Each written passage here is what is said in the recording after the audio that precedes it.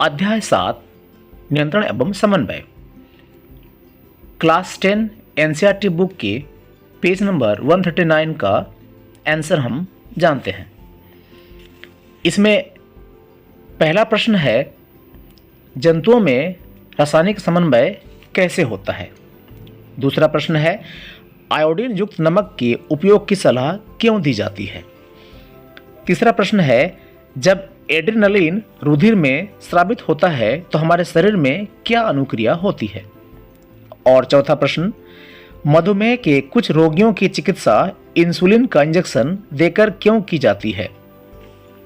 आइए हम जानते हैं पहले प्रश्न का उत्तर।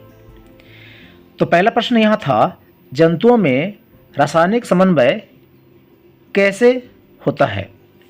इस प्रश्न का उत्तर है, जंतुओं में विभिन्न हार्मोन सूचनाओं के संचरण का कार्य करते हैं। थायरोक्सिन हार्मोन शरीर की वृद्धि और विकास को नियंत्रित करता है। अधिविक्र ग्रंथि से स्रावित एड्रेनलिन हार्मोन मुख्यतः नियंत्रण और समन्वय का कार्य करता है। यह सीधे रुधिर में स्रावित होता है और शरीर के विभिन्न भागों में पहुंचता है। ये जंतु हार्मोन अंतस्रावी ग्रंथियों का भाग है, जो शरीर में नियंत्रण एवं समन्वय का दूसरा मार्ग है। दूसरा प्रश्न, आयोडीन युक्त नमक के उपयोग की सलाह क्यों दी जाती है।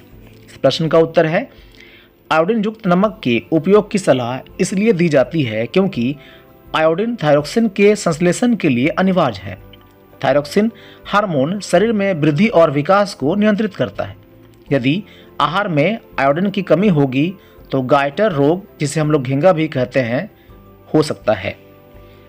तीसरा प्रश्न है, जब एड्रेनलिन रुधिर में स्रावित होता है तो हमारे शरीर में क्या अनुक्रिया होती है। इस प्रश्न का उत्तर है, जब एड्रेनलिन शरीर में स्रावित होता है तो हृदय की धड़कन बढ़ जाती है ताकि पेशियों को अधिक ऑक्सीजन की आपूर्ति हो सके।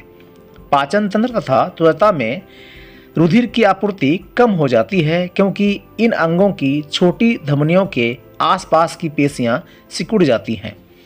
डायाफ्राम तथा पसलियों की पेशी के संकुचन की श्वसन दर भी बढ़ जाती है। अंतिम प्रश्न है, मधुमेह के कुछ रोगियों की चिकित्सा इंसुलिन का इंजेक्शन देकर क्यों की जाती है।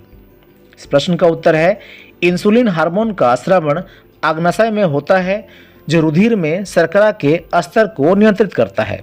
यदि इंसुलिन पर्याप्त मात्रा में स्रावित नहीं होता है तो रुधिर में शर्करा का स्तर बढ़ जाता है, शर्करा यानी कि चीनी का मात्रा, जिससे स्वास्थ्य पर विभिन्न हानिकारक प्रभाव होते हैं। इसी इंसुलिन की आपूर्ति करने हेतु मधुमेह के रोगियों को इंसुलिन का इंजेक्शन दिया जाता है।